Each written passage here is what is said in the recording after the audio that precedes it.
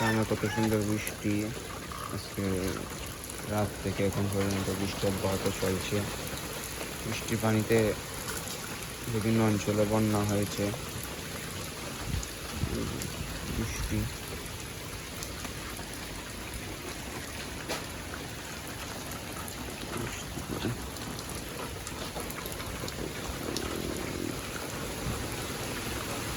অনেক বাতাস এবং বৃষ্টি।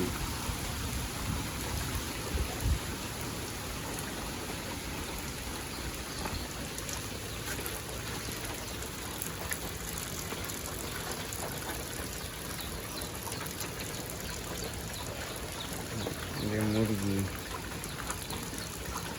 আম গাছ, জাম গাছ, নিম গাছ এগুলো আছে। বৃষ্টির পানিও পড়ছে। খুব সুন্দর একটি পরিবেশ। বন্ধুরা ভালো থাকেন। Good bye.